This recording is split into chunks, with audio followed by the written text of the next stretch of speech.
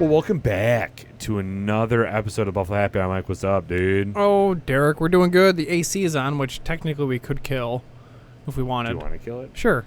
Might help audio. You're going to have to do it, though, because if I move this, I'm going to be shot from saving. So you have to... Sounds good. So touch on sponsors, and then I'll dive on the useless fact afterwards. Sounds good. You can put it to low, okay, bruv?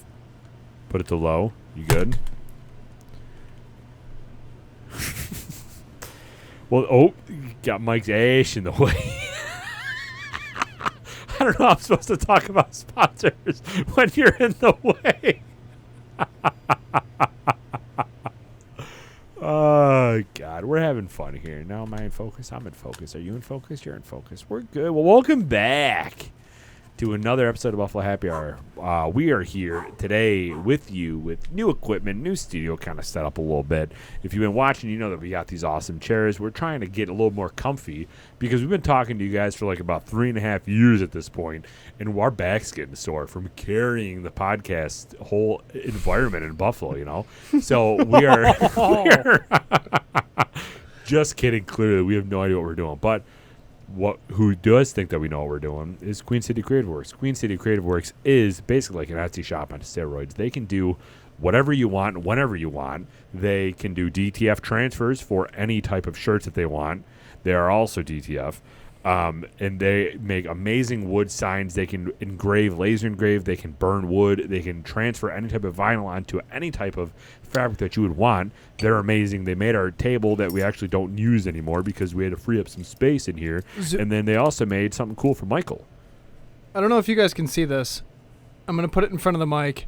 We might be able to edit and zoom in if it's in focus enough. I'll explain what it is. It's basically a keychain. But what they did was they took a photo off Facebook. It's kind of creepy, but it's kind of cool. I had like the hospital's little like foot ink print from a newborn that they do, and it tells you like the name and then all the spec data for the kid, inches, weight, whatever. They took her footprint. Like 4-second 40 time, like all that stuff? Yeah, exactly. Yeah. Drinking wolf milk, all that.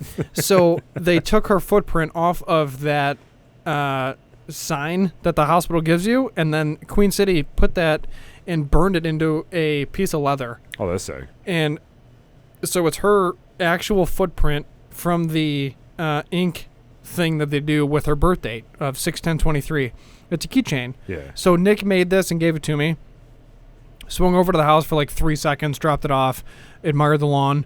And we talked about that for a while, but it was good timing because I just actually did a fresh cut, so we was able to see it. But this is some of the stuff that they can do. I mean, guys, they're awesome people. They're super helpful, down to earth, good human beings that actually care about the work that they do. So head on over to their website, queencitycreativeworks.com, and they have these in stock. I mean, they can make personalized keychains. They can make you Ava's foot if you want. Right. So now, once Nick mastered this, his wife is just like, "Well, I want our 2 boys," and he's like, "Oh, great." So now he's working on that as we speak. But so this is just a really nice touch. It was a nice gift. We got 2 of them, one for me, one for Colleen. But it's just a nice little touch. Yeah. So just an example of things that they can do. Sure. Love that. And then Addie's, thank you for your logo. You're always with us. You always will be with us. We love you. And we're out here filming eps. And we got a cool little third camera for you guys. We do got a third camera. A little relax yeah, sack. You can see the quads, getting in there. The junk, you know what I'm saying? Yeah, that big old... Anyways, so we'll dive into the useless fact. Give it to me. Speaking of... Wow, pause. And then give me the fact. Yeah, speaking of sacks, moths... You know the old saying, I'm not here for a long time, I'm here for a good time? Yeah. Bro, listen to this. The adult Luna moth develop within a month, and their only purpose is to mate within their 7-day lifespan, after which they die of starvation. That's the whole fact. They're here for 7 days, they mate, and then die of starvation within a week. They're here for a week. So they don't eat, they find a mate, they do the deed, and then die of starvation afterwards. Okay, so let's put this into perspective here. You're born, and I come up to you and I say, yo, you got to have sex within 7 days, but then you die. Would you be okay with that? You don't even know what life is yet. You don't even know the struggles or even what life is. Like, you don't even have the perspective that life lasts 100+ years potentially if you're healthy. Like, Okay. I'm just telling you, right when you're born, you have to have sex in 7 days, All and then right, that's it. It's over. Here's my thing. I'm going to expose a few things about this. Friends from middle school and high school are going to laugh unbelievably hard that do watch this show. If I'm told by a higher power that I have 7 days to be on the planet and my only purpose is to mate and die of starvation within 7 days, I have 7 days to find a mate. The first thing I'm doing, depending on when I'm born, is I'm seeing if the AVA awards are within my lifespan. If the AVA awards are not within my lifespan, I'll touch on that in a second of what they are for those that don't know. If the AVA awards are not within my lifespan, I'm spending the first day and a half to 2 days getting to California, because that's where they all live. And I'm finding... Who is they all? I'll get to it in a second. I'll find one of them. I'll conduct and perform my life's purpose as many times as humanly possible, as moth possible, and then I will die of starvation. The AVA Awards is the award ceremony that you would get from films that you're in as a adult film actress and actor. That's what you would waste your time on, is somebody that's already been in the industry? I'm not going to waste my time with someone who doesn't know what they're doing. If I'm here for 7 days, I want the best, dirtiest, raunchiest, in passion-filled, intense, It's not passion, though. romantic. It's work. Nah, it can be. I'm dying in 6 days. I'm dying in 5 days, depending on when I find one of these individuals that is going to consent anyways, because why not? And then, like, start recording, bro. Like, I'm only here You for... want this to be filmed, too? Well, I don't know. I'm just saying. Do moths get filmed? Relax. Well, technically, yeah, because of planet Earth. But, like, you know what I mean? Like, I'm talking... This is what I'm here for, so I might as well go to the best of the best. Why wouldn't you? Are they really the best of the best? Though, Are do you think? kidding me, Derek? They literally... Of course they are. You're telling me that you're going to find somebody better than... I mean, I don't know any of them. But, like, Madison Ivy, Brie Olson, Lana Rhodes, you know what I mean? Like, Social Security number 11434. yeah, like, dude, Autumn Falls. I don't know any of them, but, like, are you kidding me? How would you not reach out to them? Corey Chase, Brandy Love. You're not gonna Lisa Ann. You're not gonna like ask questions. You're not gonna be like, hey, Mia Khalifa. So like whatever you're into. So you have 7 days left, and you're going straight to them. Yeah, I'm literally texting Johnny Sins and being like, I need assistance. You know what I mean? Would you like want? Not like I know him. Would you? I mean, you might. Would you like want his participation? Like, is that something that you're doing within these 7 days? Like, how far are you going within these 7 days? I'm keeping it heterosexual. I'm a man of faith. But this is why we can't have a show. Correct. But yeah, I mean, what else would you do if you're here for 5? Because it's going to take you some time to get there. I arrived. Oh, because you know what I you're a mean? You moth? gotta I fly. gotcha. So you fly over there, right? And then you get there. I'm trying to find that. I'm trying to find the industry version of in Moth World of the AVA Awards. 1,000%. You're not. It's not the nonsense. I don't know. Yeah. Okay. It's fine. Save your marriage. And I'll make the comment for Gina, us. I love you. Yeah, I love you too, Colleen. But let's be real. If I'm here for a week, and my only purpose is that, I'm not going to try to find my wonderful wife from Liverpool. Like, I'm going right to, I'm going to the source. I'm going to the Mecca. If my only purpose is to spread Christianity, I'm going to Jerusalem.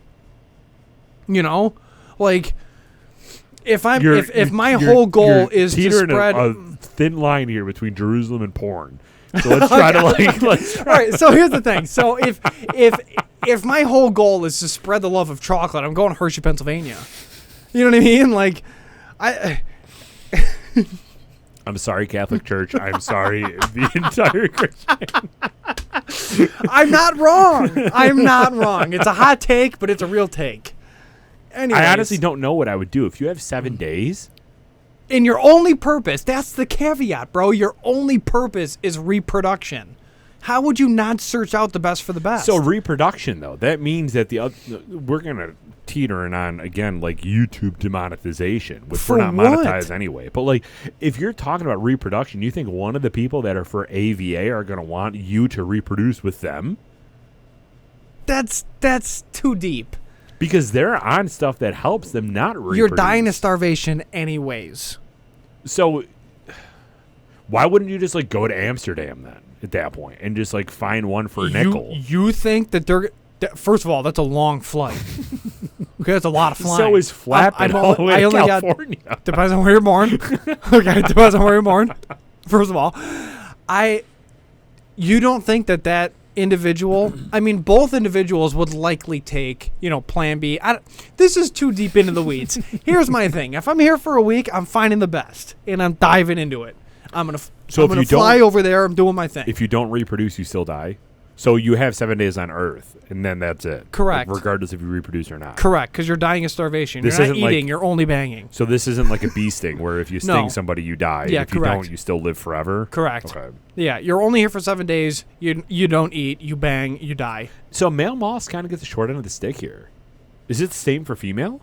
Like, if they don't get plowed, like, they die? Like, what are we talking about here? Is this a Patreon episode? Do we have to make this? We might have to. Here's the thing. Both genders are likely going to have an equally high libido. They would have to. Libido? Yeah, they would have to. Did you just say libido? No, I said libido. Okay. I emphasized the b. I think you emphasized the m.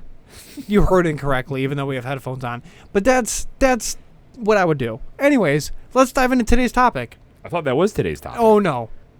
So it's just the male that dies? It's not the female that dies? All it says is that the adult Luna moths, so I guess it's both genders, okay. develop without a mouth. First of all, how do they become adult if they only have 7 days? That's the real question. First of all, they don't even have a mouth, bro. So they have no mouth. Their only purpose is to mate within their 7-day lifespan, after which they die of starvation because, again, they have no mouth. So this is a specific type of moth. Yes. Like, it's not the moth that's, like, ruining my wool shirt. No. Like, this is a different type of moth. Yeah, this is the adult Luna moth, and it's green. It's got some brown in it. It looks like a Ew. moth. Yeah, and they're only here to bang. That's it. 7 days, bro. I'm flying to California and finding someone that's involved in AVA. Like, So if in the you- industry, best of the best. I'm here for 7 days. I want the best of the best. So right now I have 2 pills in my hand. I have a blue pill and I have a red pill. The blue pill is you start your life over knowing everything that you know right now. Oh, The here we red go. pill is you start your life over 7 days to live, and your only purpose is to bang. Which one do you choose? We're moving on. I plead the fifth.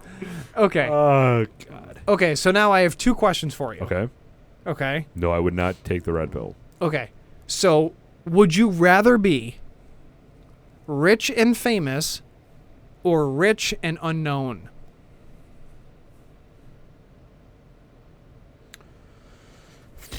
What does unknown mean in your mind? Like, does unknown, like, going back to last week's episode where no one knows my name because I'm married to the leader of North Korea, or does unknown just mean that I'm not famous? Because those are very different. I'm teetering on I mean, we're basically already famous, so it's kind of tough to already make this discussion. I have a Not going to react to that. I have an issue. Yeah, we're not famous. I have a problem with actually responding to this. There is someone that I know personally that is unbelievably wealthy, who's not known. He's not on social media. He's not known for being rich. Does he want to be on the pod? No. We've talked about it at his house. So he is rich and unknown. Okay. And it's his wealth comes from his businesses and everything else, like investments, whatever. Dumb money. Like, he has beyond FU money. So he can do whatever he wants. And he's rich and unknown. Now, the question is, would you rather be, not him, because I think he's fine with it, clearly, because that's the life he lives. So, for me, I understand, I know him, I know his life. I know where his money comes from. I know his business, right? Like, I understand that. And I see that. And then I also see someone who is equally as wealthy, but unbelievably famous, who can't enjoy their life the way that he can because he's unknown. Right. Me personally, I'd rather be rich and unknown. Oh, yeah. And I think everybody glorifies Fame. The prospect of being famous. And there's so much that comes from being famous, as we can talk from experience. There's so much that comes from being famous that just does not appeal to anybody. What are you doing, bro? Like, I'm trying to find my juice, bro. I think it's behind you, bro. So I'm in the same camp as you. Like, I don't really want to be famous ever because, dude, you're seeing it right now. Like, anything that happens, even if, like, going back to the most recent, like, right now, Canada wildfires are going on right now. New York literally looks like everybody in their backyard is having a bonfire. There's smoke, like everyone's burning peat for scotch. Right. It is disgusting. And if you're famous and you post the fact that I can't even walk outside and breathe, you suddenly just made a political stance against all of Canada. I don't want that. No. Like, that just seems so dumb. And I feel like if I was rich and famous, I would do everything that I possibly can to be super irrelevant. Like, I wouldn't even have social media. I wouldn't have Twitter. I wouldn't post anything. I don't post anything now because I don't really like people knowing what I do. The only thing that I post is podcast related. So I wouldn't want to be famous. What do you do, though? What do you mean? Like, what do you do that's post-worthy? Like, right now? Yeah. Nothing. Exactly. But, like, even if I was famous, what would I do that's post-worthy? I would, if I was rich and famous, I'd post the same stuff I'm posting now. Hikes with my dog. Right. You know, a random photo of my kid. I mean, food that I'm eating. You know, like, this is a bomb piece of steak that I grilled. You know, here's my thing, and I've said this. I made my first vision board in 2006. That just stopped recording. I don't know what the hell's going on with this thing, but I think I need a new one because this keeps stopped recording. I don't know when we stopped, but audio's still recording, so just keep going. Who cares? So I made my first vision board in 2006. I don't even know what that means. So a vision board is essentially a piece of what's the presentation board that we use in, like, elementary and middle school? Like those trifold stuff? Yeah, kind Those of. are sick. Yeah, it's the presentation board. Okay. It's the piece of, you know, like, cardstock, you know, whatever. And Like the three-sided one that you fold out? you could, or you Okay. just use, you know, a large piece of, you know, paper, whatever. Or it can be it could be a cork board. It could literally be anything. A vision board is things that you want to achieve. So some people put, like, a Rolex on there. Some people put a picture of a destination that they want to vacation to. Some people put a vision of, you know, or it's just a printout snapshot photo of a car that they want. Like, it's just kind of like materialistic items or whatever that they're trying to get to and attain and work for, and you know, it's a vision board. You know, like, my version of success is knocking this off my vision board. I built my first vision board in 2006. Santorini was on it. A Maserati Gran Turismo C was on it. A Mazda RX-7 was on it. A watch was on it, which was a Rolex. There was a, I think the last thing was, it was just a stack of cash that I wanted to just, like, deposit in the bank. And for me, it was meaningful things that I wanted to work towards to achieve, so that I knew that I was working towards something, gives me purpose, vision, whatever. It's literally a vision board of what I deem to be successful. In my case, it was materialistic items. It doesn't have to be. It can be, you know, financial stability every month where I know that all my bills are paid. It could be, you know, having a career that's stable. It could be a dollar amount. It can be something very achievable that's, you know, a SMART goal that's, you know, measurable, achievable, time stamped, and it's smart, right? Like, it's, you know, it's sizable. So all of those things, it can be something as simple as that. So I think with with having something like that, it kind of draws up. But what was the original point? Because I kind of lost it in explaining what a vision board was, because I thought you knew what it was. Like what your whole purpose of like being successful and famous would be, like if you want to be known or if you don't, if you have a lot of money. Yeah, but after that, because it led into a vision board. I don't know. You don't remember? Because we stopped recording. But we have contingencies built in, so we're fine. But that kind of threw everything off. It threw off our OODA loop. But basically, like you had a preconceived notion of what success for you would be. That's where we were going with it. For me, yeah. Did you?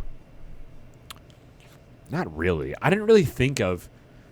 This is going to kind of sound really self-centered, but I didn't really think of a lot of like success. I just thought of how can I make enough money to not have to worry about the things that I normally worry about. That's all that I was concerned about, is like, let me get to a point of success where, and this is a double-edged sword, because now if you make more money, obviously you want more expensive and more like once you make more money, you ultimately spend more money.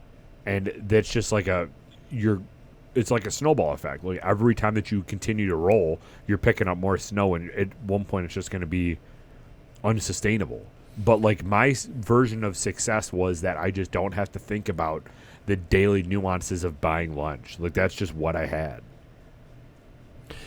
Same, but we also come from, we don't come from a family with generational wealth. Right. We're middle class individuals.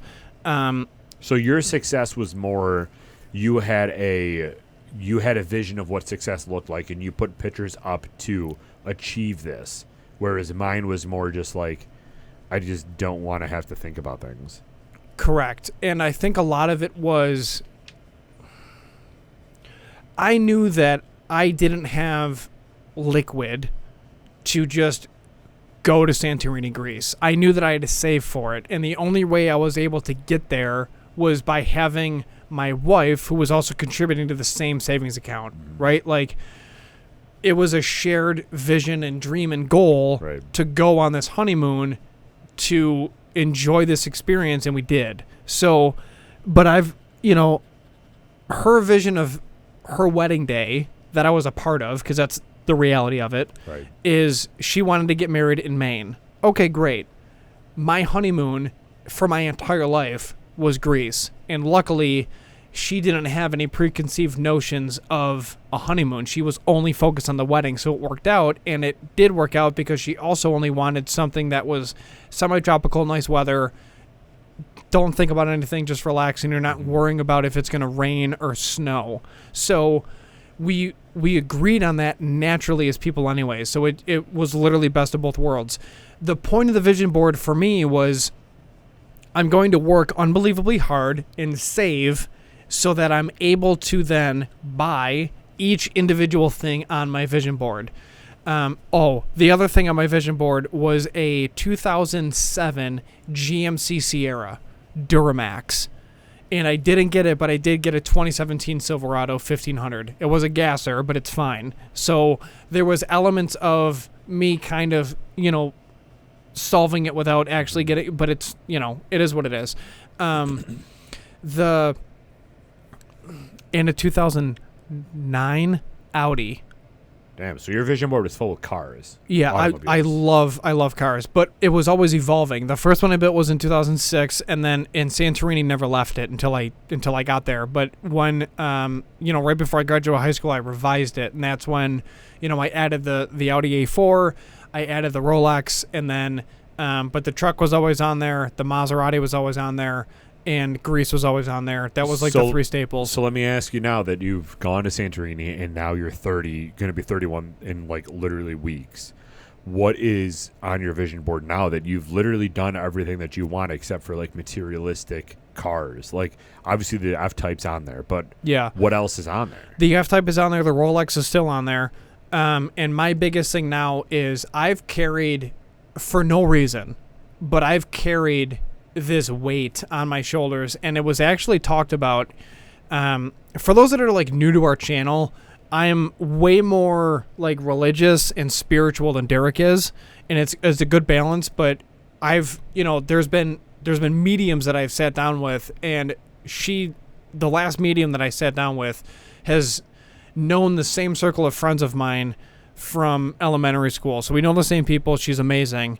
And she literally said in the last reading, and it was before I worked at my current employer, she told me that I was going to have a new job wearing a polo. It was a collared shirt looking at blueprints, but it's not the same job that you have now, but it's still local, but it's with a different company. She called it. And this is like 7-9 months before I made the move. It was random out of nowhere. And I didn't even know what she was talking about. And then it just like came to fruition. So she said during that same reading that my grandparents were telling me, you're already you're good. You've already checked the box, right? Like, you don't have to carry that weight on your shoulders, remove that weight off your shoulders. And I still can't. Even hearing it from them, I still can't do it. I don't know what the hell it was. It might have been just hearing the same message from different people within my family, and it's no fault to anybody. It's just something that I've internalized personally. It's literally just me being me and using it as fuel. I just constantly heard, like, oh, we're still poor. Like, oh, we can't do that. Like, we don't have the funds. Like, whatever it was. And I've always sat there and thought to myself, that's a shit mindset. It's a shit attitude.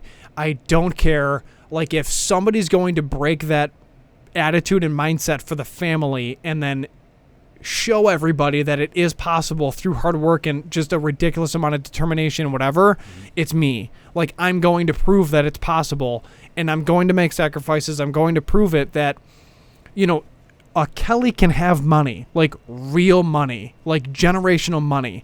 Whatever it's going to take, I'm going to figure it out. I'm going to do it, and I'm going to have FU money and set up my kid for success. And like, now I think really that's what is my driving factor. Like, that's what motivates me to my kid right now at time of filming is 18 days old, and I'm recording this episode because I'm so hellbent on Pod is Life, because this is going to generate money. Like, this is going to change things. This is worth my time. And it's not just a passion project. It's a passion project that is also monetized, and it's like, it's a thing, it's a business, it's an LLC with the state. Like, this is real. This is worth investing into. And I'm never going to not do it with you. Like, this is it. This is our life. Like, we're just going to figure it out regardless of what our situation is. If we have to change when we record, whatever, like, who cares? So I'm so hellbent now on, it's not just, I can go to Core Life and buy a salad for $11 and not care about it. It's, is my daughter an authorized buyer on my credit card at 18 days old, where I pay off my credit card, and then I'm automatically now helping her credit score so that when she's 18, she can buy a house because she's going to have an 810 credit score. Am I already thinking about college? Am I already thinking about a savings account for her to have that grandparents can put money into if they want to, that we can put money into if we want to? What about a Roth IRA for her? What about a college fund for her? What can I do with my, the company that runs my company's 401k? What can I discuss with them to set up my kid now? Because I'm still going to work 50 hours a week. Like, those conversations. How can I set her up better than how I was set up financially? I was given bonds. I was given, some money from family members that, because of my trials and tribulations growing up, where I moved out at 16 years old and I had to use some of those resources to literally survive. And, that's not a normal conversation that a 15, 16, 17-year-old should have with their parent about, hey, can I use some of the bonds to buy a car so I can get to work? Right. That's not normal, but that was my normal. That was my life. So I'm so hellbent on achieving FU money. And I'm not talking about getting a private jet like Pat McAfee, millions and millions. If that happens, great. I'm talking about multiple hundreds of thousands of dollars a year to then invest and grow and build on and literally set things up so that she can show up. And when my daughter is 18 years old, there's no questions. Like, yeah, we're good. Like, that's my vision board. It's and always that's what it's always been. Yeah. Since college when I met you, that's what it's always been. It's always tough though, because like even to that vein, you have become the person that you are right now because you've gone through all those trials and tribulations and struggles. So how can you guarantee that she'll come out as the same character and not this pompous, I expect everything to be given to me, like all of that with being given stuff at first, you know, like that's what I'm always I have an answer struggling to that. with. Yeah. Shaq is the shortest answer. The long answer is Shaquille O'Neal. yes. Listen to what he said to his kids. Look at what Warren Buff did with his kids. Shaq he sat down his kids, and he's openly said this in interviews, which is how I know it. He sat his kids down, and his son made a comment, and he told his son, he's like, no. You're not rich. I'm rich. Build your wealth. Figure this out. There's money to be made. It's on you. I figured it out. I came from nothing. The NBA allowed us to have this life. I worked my ass off to get here. I'm a freak athlete. I'm a massive human being. I understand that. I'm rich. My money's not your money. My money's my money. Warren Buffett is, obviously unbelievably wealthy. He's giving each of his, 2-3 kids, whatever, I think it's 2 kids, $1 million each. And he's giving the rest into the stock market in different charities. He's going to literally, when he passes, the market's going to move. That's how much money he's putting into it. Like, it's going to be a huge thing. He's publicly said that. It comes down to parenting. You tell your kids, and I think what it really comes down to is you have those conversations like what I listened to growing up. You're in a Crusoe. Work. This is what we do. This is what our family is. Regardless of the fact that I'm driving an Infiniti, regardless of the fact that I have a range, that I have, I have money set aside so that if a dishwasher explodes, I can just go to the store and buy one, and I'm not literally concerned at all about it. Right. And it's paid in cash. I can drop $700 and who cares? Buy the protection plan. Have your guys install it. I don't want to deal with the hassle. Those elements are... It's just ingrained in parenting, and you let your kid know where you came from. Drive them. It's Buffalo. Show your kids where you came from. My parents grew up in this house. There was 5 of us and 2 of them. Mom and dad.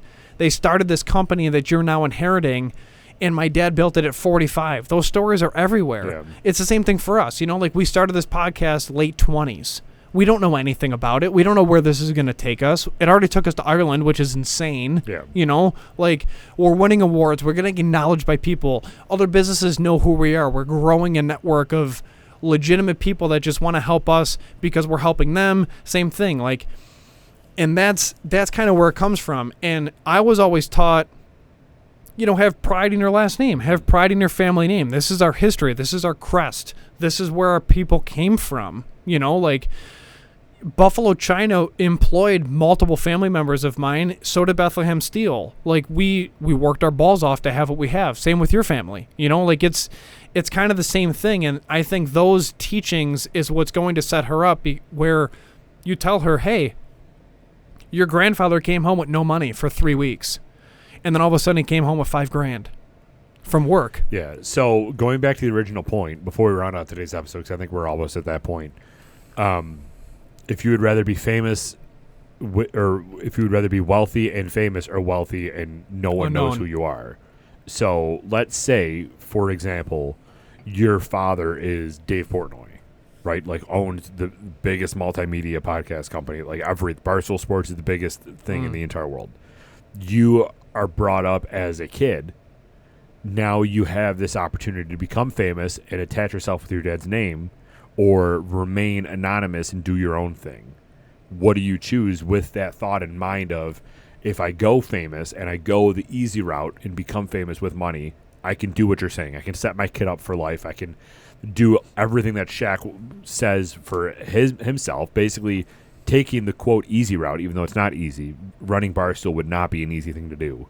But taking an already paved road for myself to become wealthy, but in turn that makes me famous, or struggling to make a name for myself and be unknown. Like, in that situation, what would you do? I think so let me ask this question. Am I the kid in this scenario or am I the parent? You're the kid in this scenario. So you're Dave Portnoy's kid coming in. Like, would you rather? I think it depends on what my parents do. Because if my parents if my parents basically hid me up until I'm able to actually have that conversation, like as an adult, as a mature human being, I think that's one thing.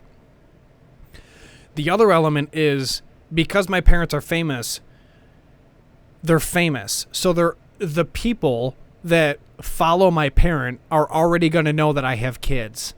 And even, dude, break this down to Barstool does what? Multiple hundreds of $1 million a year in revenue.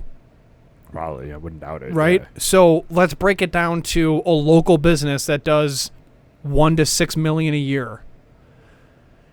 Depending on the city you're in, and even still, not even really, if you're a business owner as a parent and your business does $1 to $6 million a year, your sphere of influence is large enough to already impact your kid. Mm-hmm. They're already going to know that you have a child. And the question then becomes, is your kid going to be your successor so that I can then rely on your business long term? That's why historically, I believe it's second generation businesses fail at a higher percentage rate than a third. And it's because that's really the fork in the road of, is your kid going to follow in your footsteps because they got so many firsthand accounts of watching you either grow the business or deal with the business. If it's old enough to be, at a mature enough point from a business standpoint. Sure. Like, are we coasting or are we still kind of, gaining altitude and getting to cruising altitude? Second generation businesses fail at a higher rate. And if people are already having the conversation, it kind of negates that whole point in conversation, because now it's on the kid if they want to be involved in the business or not. Right. You know what I mean? So you're that kid. Do you take that easy paved road to become wealthy and famous because you're already known by everybody in the area? Or do you stand back and say, I want to make my own money but have nobody know who I am? Or the other option is, I want to make money on my own and then get into the business.